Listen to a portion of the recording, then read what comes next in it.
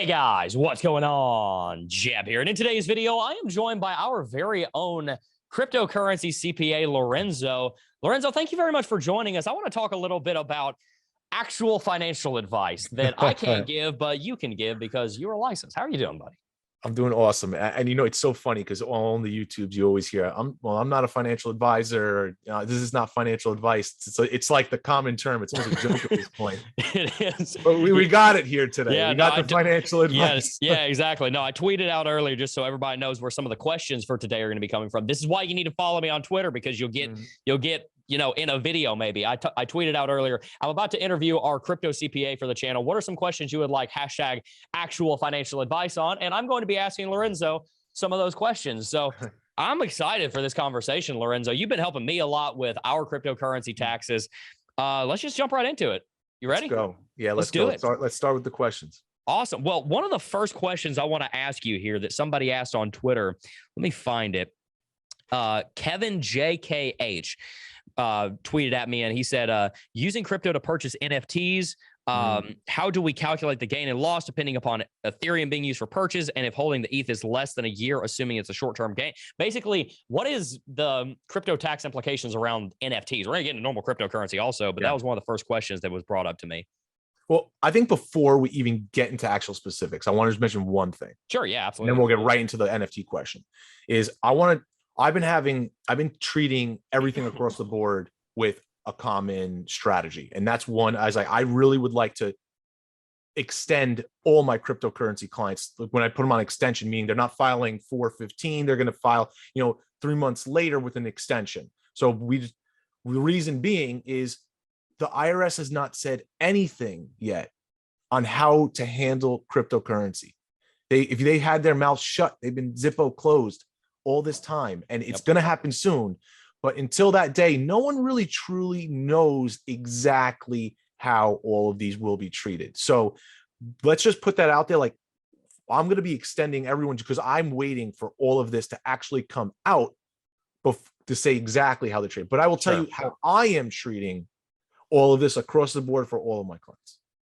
Okay. And so NFTs in itself, I'm treating it like an investment. If I'm paying Ethereum, like, think about the process of it. I'm going on OpenSea. I connect my MetaMask wallet. I pay in Ethereum. There's gas fees. I'm holding that asset. And depending on if I created that asset or not, I may collect royalties on it if it's resold, or I'm just holding it. It's appreciating in value, and then I sell it later on. So let's go and take the transaction step by step, right? So I'm paying, if I want, the second I go and buy that NFT and I pay in Ethereum, there's a taxable event.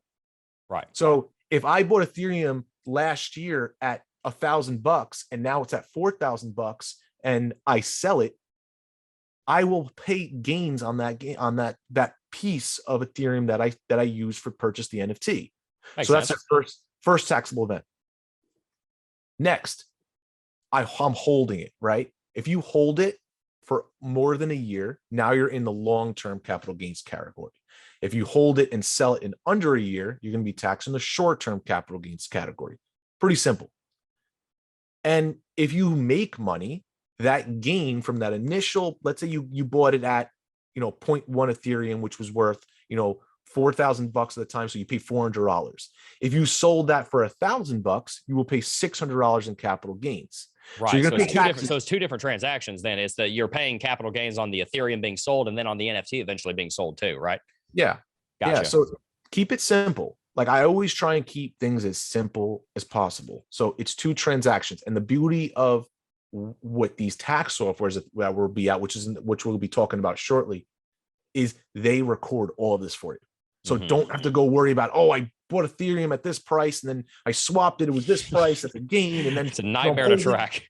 Nightmare to be doing manual. So you have technology be your friend and use the softwares that are out there. Well, let's talk about that a little bit, because you've got us set up with something that's great. And what are some of the, not just softwares, obviously we want to hear about softwares, but what are some of the ways that people can simplify their experience in tracking their cryptocurrency taxes? Because It is a nightmare when you're dealing with 100 different cryptocurrencies. You got 57 different NFTs from 24 different projects, and you've been dollar cost averaging, which is the worst because you have no idea whether it's in short term or long term.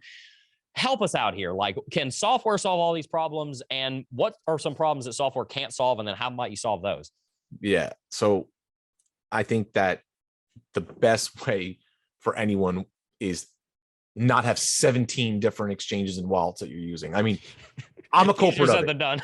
I'm a culprit. I have 17 exchanges and wallets that I'm on. And, we've created projects and we've, had been involved in, ICOs. And, you got to think from our side, I get approached from so many different people who've created NFTs, created coins, mining. Like, it's just so much different stuff. Then you have to use a certain wallet to get into, Wonderland, and you got to get into, I'm on this one other project where I have to make a whole separate app and KYC just to get onto that. It's crazy. And nor do I blame anyone for having all these, because I mean, like I said, I'm in the same boat. Well, it gives you a job, so which has been really thank God, by the way. I was joking, but really interesting though. It's been really interesting ride. But that's the first thing. If you can have the least amount of exchanges and wallets, that's probably the first thing. The second thing I could do to say simplify it, it's not so much doing something a certain way, but how you calculate this stuff. Give you an example. Like right now, the big issue I'm having, because they're really hot right now, are any DAOs. So the Ohms, the Wonderlands, the Metaverse Pros. I mean, we go on and name them, right? Klima, everything. So what's happening is when you're staking and you go off of one exchange, or you go from MetaMask and you go into a separate app that has a whole staking protocol that you swap with an LP, then to go and start getting your interest in another coin that's not the original coin that you staked for. I'm finding that to be the biggest problem. A lot of the tax softwares will take all that information in, and you're going to get hit with all these errors. So if you're out there and you've tried this and now you got like 7,000 errors, you're not the only one. Because you'd be surprised, people rack up like 7,000 transactions like this. It's crazy. So in that case, what I do is I go on MetaMask, I find out what went in, I cut that off. I don't even want the transactions that come inside, that go inside. Let's just use Wonderland for an example, because it's a big project right now. So anything goes into there, I cut it off. Whatever happens in Wonderland, I aggregate.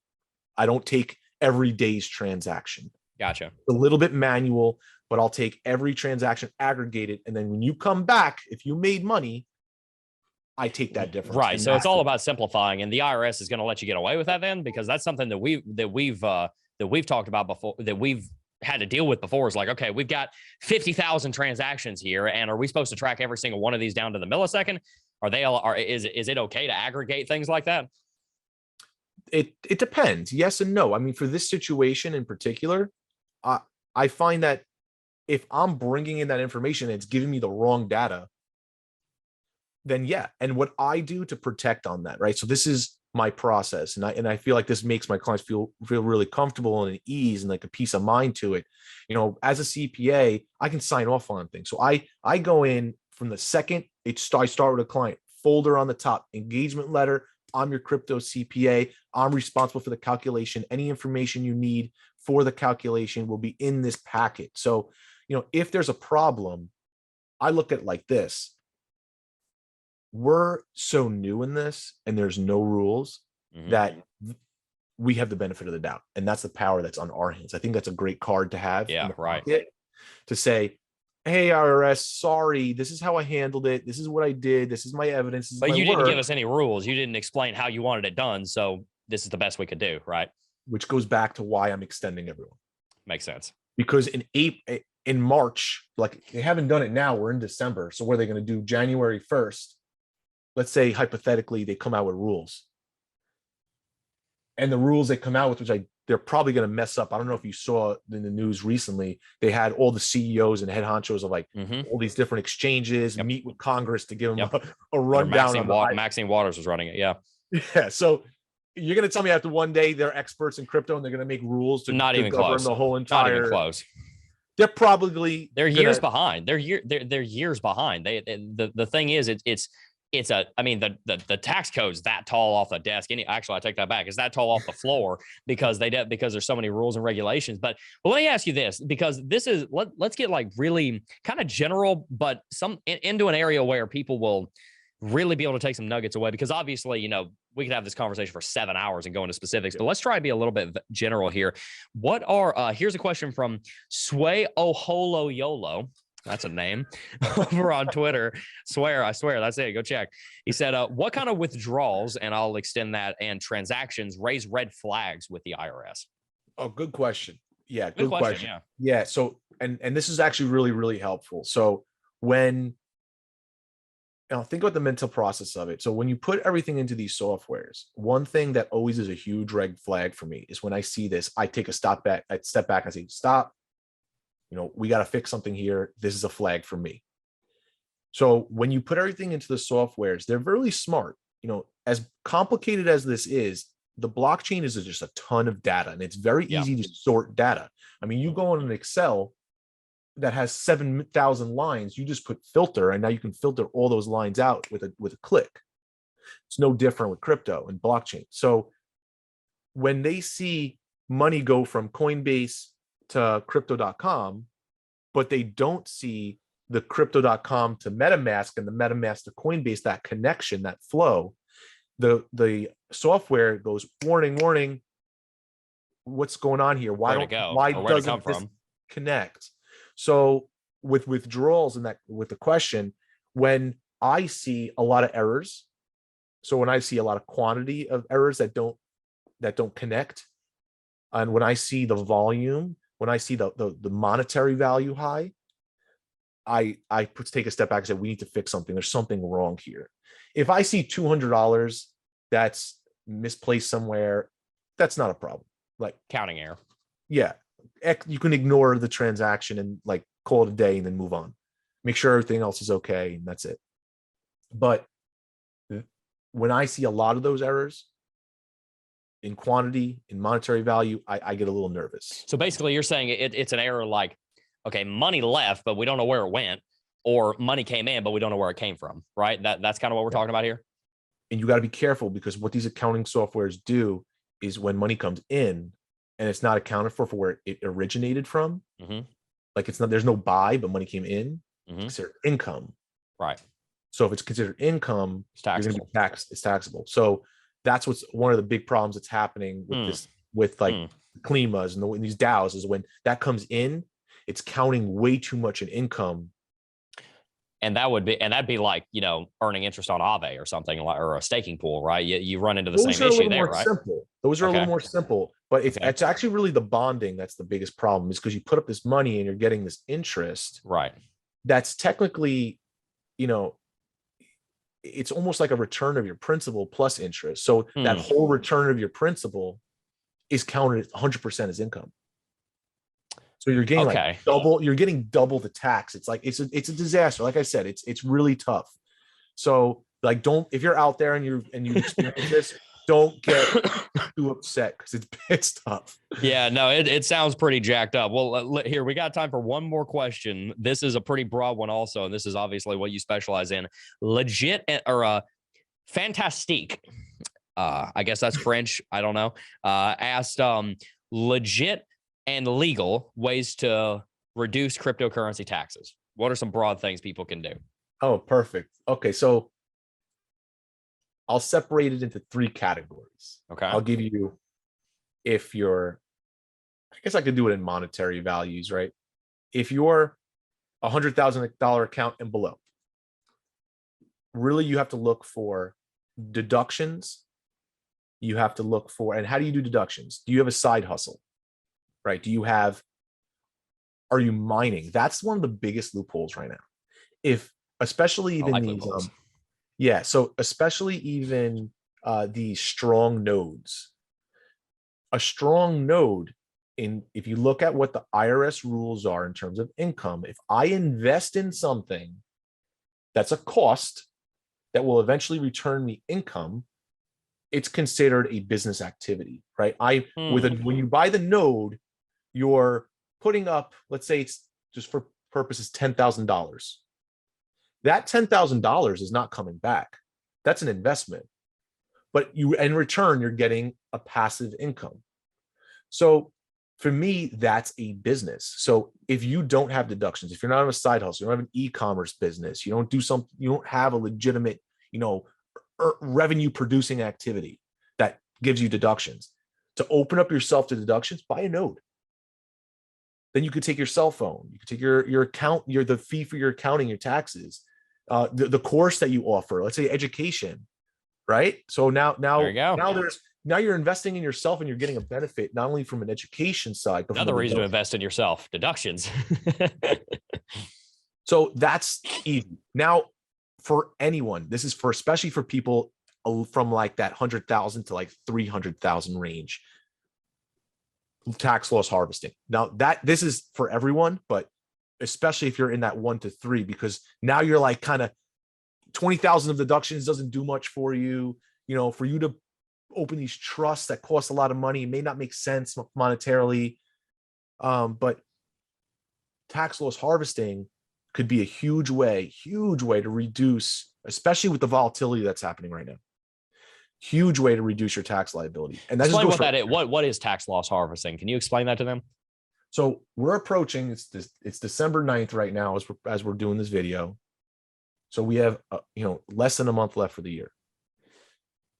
If you have a loss of unrealized loss, so I don't know if people know the difference between realized and unrealized losses, but realized is like you actually bought and sold.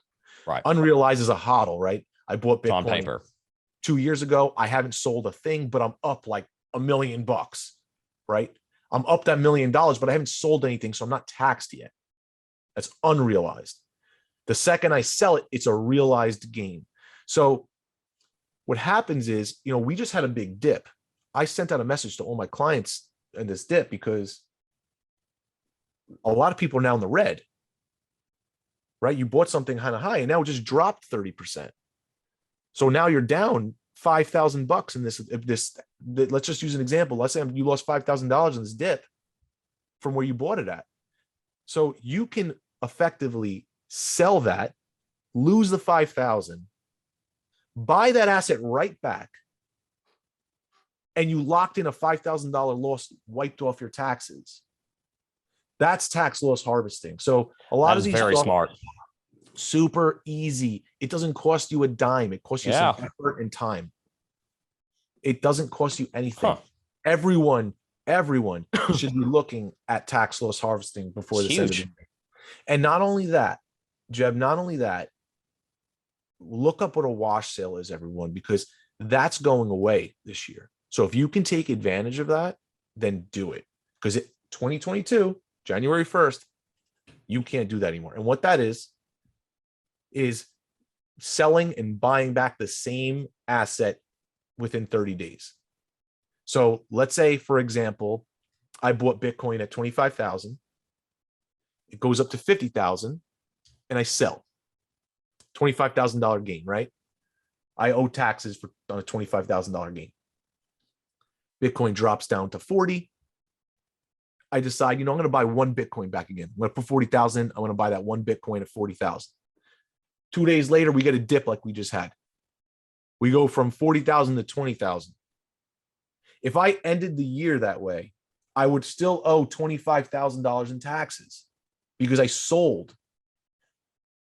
But you were down 20,000 with this Bitcoin, but you didn't sell yet. So now let's fast forward. Now it's December 31st, and I sell that 20,000.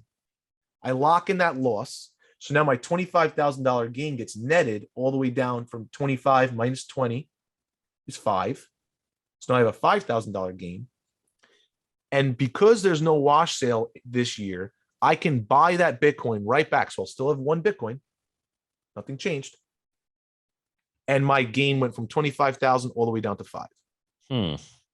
So for someone who has $250,000 in gain. And now that goes from $250,000 to $50,000. I mean, let's say it's a lot of money savings. A lot of money. Even at a 25% rate, that's 50 grand you just saved. That is indeed a lot. And for a smaller account, let's say that same example, you saved $5,000, which is not a little bit of money, 5 grand. Yeah. You could buy like a tank of gas with that. I mean, you live in New England. It's probably even worse up there than it is down here. Well, Lorenzo, it was great. We're gonna have to do this again because everything that you just said made a whole lot of sense. And we literally could have this conversation for 8 hours, but we're running short on time. One of the big takeaways I've had of this is that if you have an account more than like, 20 grand, 50 grand, if you've got a decent sized cryptocurrency account, don't bother trying to figure this stuff out on your own. Go get a financial advisor. So Lorenzo, where can they find you? Website, lorenzotax.com. I think we usually, anytime you chat, we put the link. I offer a free 15-minute consultation where we could talk about your situation and, whether we work together or not. I think it's just a great way to take advantage, to learn a little something. And, if we do work together, it's great. Been helping out a lot of people this year. It's been super busy. Just to kind of offer a few little more things real quick. For anyone, I also, work with another CPA who deals more on the corporate end. So if you have like a big project that you're doing, or like you're creating NFTs, or, something more on like that corporate end, and you're really confused on that, I can connect you with Josh. I deal a lot more with individuals. That's what I like, working with people. And if you're, we went through a couple different strategies for a smaller portfolio. If you have a bigger portfolio, there's some really, really great strategies that you can do before the year end to negate a lot of money. Like, we've been saving people so much money. And that's what's my favorite part about all this. Not only meeting interesting people, you're doing a great thing, but you're saving a lot of people money, which just makes me feel good. Like, you're doing a good service. Yeah. Heck yeah. No, people need it because it is confusing. Like I said, the tax bills, I was talking to a CPA one time, been in the business for 30 years. He said, I haven't read the whole tax code. I'm like, okay, guy's been doing this for 30 years and he hasn't been able to read the whole tax code. He does it professionally. It's not his fault. It's because it's 47,000 pages long or whatever it is. So I very much appreciate you coming on, answering some basic questions. If you guys have any other questions for Lorenzo, you know where to find him. He just told you his website, and it'll be the first link in the description box down below. Lorenzo, is there anywhere else they can find you on social media? Do you have a Twitter or a presence anywhere? I'm at Lorenzo CPA on everything. Awesome. Well, good deal. Lorenzo C, Twitter, Instagram. Yeah, follow me on Instagram. I have my personal page, and I started the business page. I don't have that many followers yet. We need more followers. Go follow them. Come on, guys. You can get some actual financial advice. Yeah. I had to get licensed as a CPA so I can parade that around and get clickbait video titles. But for now, I guess I guess you'll do, Lorenzo, to get that hashtag actual financial advice in the title. Anyway, guys, it was a pleasure. Thank you guys so much for watching. Make sure to go and follow him and check him out. All those links are down below. And hit that like button if you haven't already, and subscribe to the channel. We're trying to help you achieve financial freedom, and negating your taxes legally, ethically, and appropriately is definitely a part of that. Before I go, I do just first want to thank each and every single last one of you for watching, as always, and I will see you guys in the next video. Jebb, let's get to work now. We got to go to work. You're right, we do. That's true. Peace. Hey, you made it to the end of the video. If you enjoyed this video, you should definitely consider subscribing, because we're trying to help you become financially free in these cryptocurrency markets. And also, consider following us on Twitter @CryptoJebb for more updates on the price of Bitcoin and cryptocurrencies. Peace.